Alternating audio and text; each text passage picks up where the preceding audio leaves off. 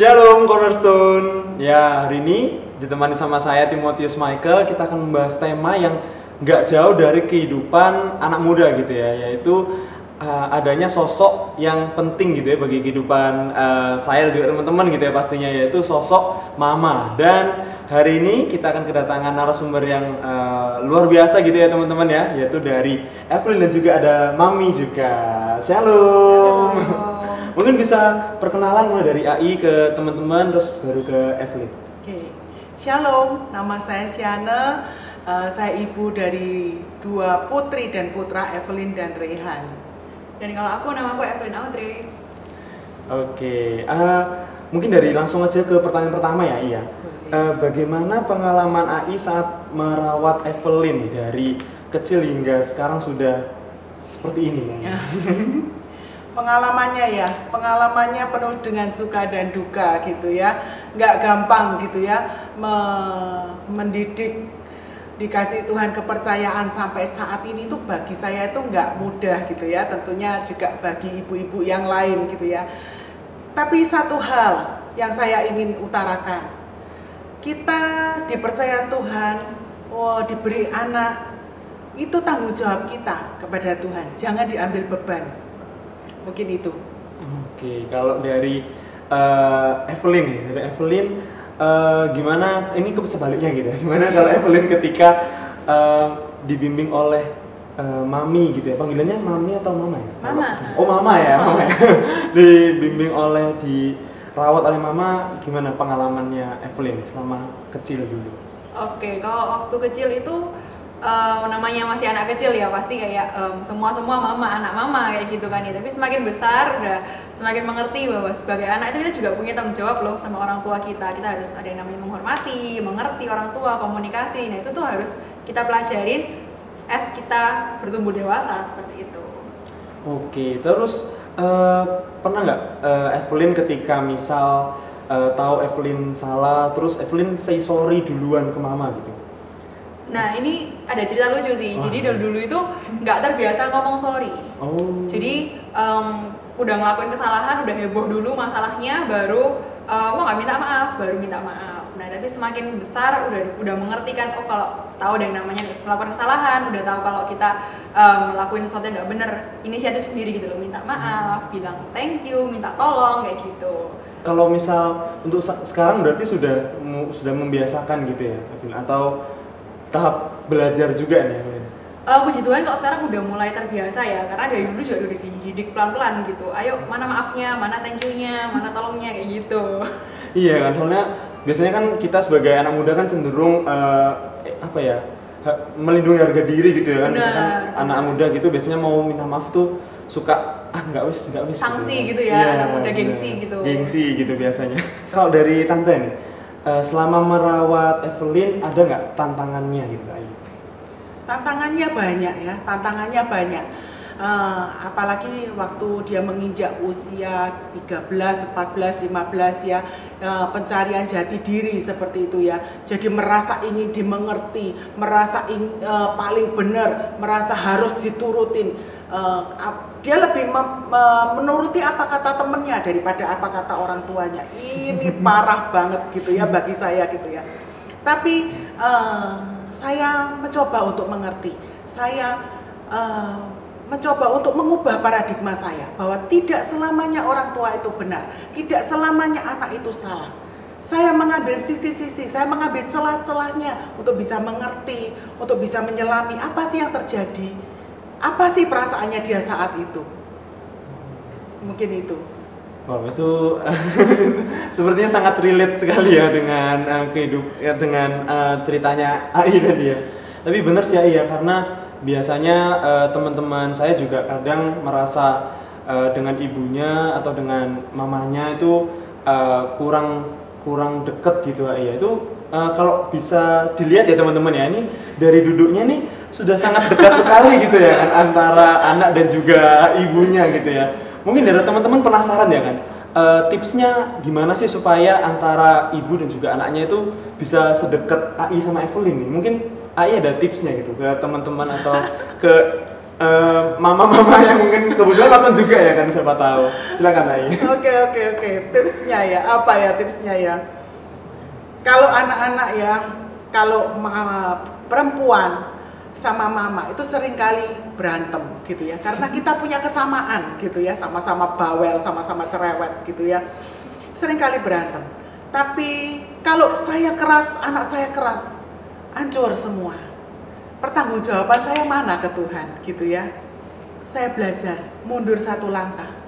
Kita sebagai orang tua biasanya gengsi untuk mundur satu langkah, tapi percayalah, kita belajar mundur satu langkah setelah dia meluapkan semua apa menjadi emosinya. Yuk kita rangkul, kita rekonsiliasi, kita mengajari bahwa oke, sekarang mama ngalah sama kamu. Nanti kalau semua sudah reda, kita ngomong lagi. Kamu belajar ngalah, belajar kasih kesempatan mama untuk mengutarakan alasan kenapa mama kok tidak setuju dengan pendapatmu. Nah dari situ anak ini belajar. Sometimes mungkin dia kalau mau ngotot, dia lihat saya sudah ngalah, mamanya sudah ngalah, dia pun juga akan mundur selangkah. Dan di situ nggak terjadi gontok-gontokan lagi. Mungkin itu. Bener sih ya, karena biasanya kan kalau misal anak sudah kadung keras, biasanya orang tua itu ya nggak semua ya, mungkin kebanyakan cenderung ikut keras gitu ya. Iya. Betul, tambah keras gitu ya. Iya bener Rai. Wah, oke. Kalau dari Evelynnya nih, tips untuk teman-teman ya kan, mungkin ada yang masih malu untuk cerita ke mamanya atau masih istilahnya takut buat cerita apapun gitu ya. Mungkin Evelyn ada tips nih buat teman-teman untuk bisa terbuka sama orang tuanya. Oke. Jadi kalau menurut aku pribadi, orang tua itu jangan dijadiin satpam, karena kebanyakan anak-anak muda itu takut misalnya pulang nggak boleh lebih dari jam segini ya, itu takut, bukan karena mereka menghormati keputusan orang tua. Dan juga jangan menganggap orang tua itu sebagai apa ya, pengatur hidup yang otoriter, tapi jadikan mereka tuh sahabat. Dengan kita memikirkan oke, orang tuanya sahabatku, itu kita kan lebih nyaman buat terbuka, lebih nyaman untuk bercerita gitu kan, dan nggak ada lagi yang namanya aku nggak mau kayak gini nanti karena aku takut ada akibatnya kayak gini. Karena kebanyakan anak muda itu takut dihukum sih semestinya. Kayak ya memang sih aku nggak mau misalnya aku nggak mau rokokan karena nanti kalau aku ketahuan rokokan aku bakalan diginin sama papa mamaku. Nah akhirnya mereka rokokannya di luar. Nah tapi kalau misalnya kita menganggap orang tua itu sebagai sahabat, ada orang tua nggak ada orang tua, kita akan menghormati keputusan mereka dan segenap peraturan yang mereka buat ke kita gitu. Jadi lebih ke memaknai nasihat gitu ya berarti ya. Betul. Oke. Dan ngomongin soal kedekatan orang tua dan anak, khususnya mama gitu ya, seorang ibu. Kalau menurut AI, kira-kira waktu yang dibutuhkan untuk bersama itu normalnya berapa lama ya? Karena kan siapa tahu mungkin di antara teman-teman semua ada yang kan nggak selamanya mamanya sibuk gitu ya kan, mungkin teman-teman yang ternyata sibuk gitu ya kan. Misalkan sekarang kan zamannya kalau kan zamannya sekarang tuh ada webinar, ada rapat, itu semua serba online gitu ya kan. Mungkin AI bisa cerita nggak ke teman-teman gitu, waktu ideal bersama orang tua itu berapa lama gitu ya? Oke, waktu ideal ya. Waktu ideal itu menurut saya menyediakan waktu saya 24 jam untuk anak. Bukan berarti saya nggak kerja, saya nggak melakukan kegiatan saya, nggak. Tapi saat anak saya minta tolong, Ma aku tolong ini, saya langsung, apapun yang saya kerjakan saat itu saya taruh. Karena prioritas saya adalah suami dan anak. Tuhan kasih saya tugas, saya sebagai penolong untuk suami, penolong untuk anak. Jadi saya harus stay 24 jam untuk mereka, seperti itu ya. Kalau saat ini ada webinar, ada Zoom, mungkin sepanjang waktu ya, seharian penuh. Mungkin saya potongin buah untuk mereka. Nah, itu mungkin sedikit ya, upaya saya sedikit gitu ya. Tapi itu bagi mereka itu kena banget gitu loh. Loh lama aku lapar loh mama kok tahu ya kalau aku lapar lah, seperti itu ya kan. Nah mungkin hal-hal kecil yang kita lakukan untuk anak, mereka akan terkesan, mereka akan ingat. Karena anak bukan pendengar terbaik, tapi mereka peniru terbaik. Luar biasa nih ya kan, teman-teman boleh tepuk tangan di rumah ya. Ini sharingnya luar biasa sekali ya Tante ya. Iya benar, karena pengalaman juga sih Tante, kalau misal saya ketika sibuk rapat ya teman-teman ya, itu biasanya mama tiba-tiba potong apel gitu ya kan. Nah, itu jangan ditolak ya teman-teman, itu bentuk mama mencintai teman-teman. Jadi jangan dianggap ngedistract atau gimana, itu bentuk kasih sayang lo ya. Ayo ketahuan ya. Jangan dianggap mamanya kepo ya. Iya, jangan lo ya teman-teman ya. Oke. Pernah atau enggak nih, mungkin dari AI gitu ya, pernah atau enggak ada keinginan sendiri dari anak, misal ada harapan anaknya AI atau Evelyn ini harus jadi apa atau harus kuliah di mana gitu, AI pernah sempat terbesit ada harapan gitu nggak AI? Harapan semua orang tua itu pasti punya harapan gitu ya. Sebelum dia memilih satu keputusan, saya kasih dia gambaran, saya kasih penjelasan sejelas-jelasnya. Kembali lagi ke dia, saya kasih keputusan, saya kasih lagi keputusan. Terserah kamu mau pilih yang mana. Mama sudah kasih semua gambarannya, konsekuensinya semua, harga yang harus kamu bayar saat kamu memilih pilihan-pilihan itu. Dia pilih sendiri. Saya bilang cuma satu, kalau kamu sudah pilih, kamu harus bertanggung jawab sampai akhir. Itu yang saya cuman tekankan ya. Jadi kita sebagai orang tua juga nggak bisa kita memaksakan kehendak kita, juga nggak bisa. Masa depan mereka punya mereka. Batas waktu kita ada batasnya. Setelah kita selesai, mereka akan melanjutkan perjalanan hidup mereka sendiri.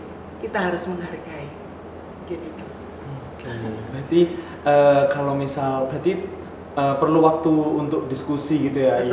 Betul. Karena terkadang kan mungkin beberapa orang tua dari kita ada yang harapannya tinggi gitu ya, iya, terus akhirnya mungkin secara nggak sadar menuntut gitu ya. Betul. Iya mungkin ya. Oke. Mungkin kalau dari Evelyn-nya ketika tahu misal harapannya mami mau membawa anaknya jadi apa seperti itu ya. Itu tanggapannya Evelyn gimana? Oke, jadi memang nggak bisa dipungkiri ya, kalau usia-usia SMA mau pilih jurusan itu orang tua pada gempar-gemparnya nyuruh anak A, B, C kuliahnya apa. Nah, kalau aku kembali lagi berpikir bahwa oke, orang tua ini memberi pandangan kepada Evelyn gitu loh. Oh, kalau aku mau jurusan A nanti kedepannya seperti ini, jurusan B kedepannya seperti ini. Jadi perannya orang tua menurut saya itu adalah memberikan gambaran ke depan. Mungkin yang saya lihat sekarang cuman 10 langkah di depan, oke nanti saya habis lulus saya mau kerja di sini misalnya seperti itu. Tapi yang di pikirannya orang tua itu jauh lebih panjang gitu loh dibandingin pikiran kita. Mungkin mereka udah memikirkan masa depannya, pekerjaannya, prospek berapa tahun ke depan. Nah itu yang saya ambil untuk pertimbangan saya. Bukan saya menganggap itu sebagai tuntutan atau paksaan, tapi saya menganggap itu sebagai oke, ini masukan yang harus dipertimbangkan kayak gitu. Jadi udah nggak ada lagi yang namanya bentrok, mama kok maksa aku kayak gini, maksa aku kayak gitu.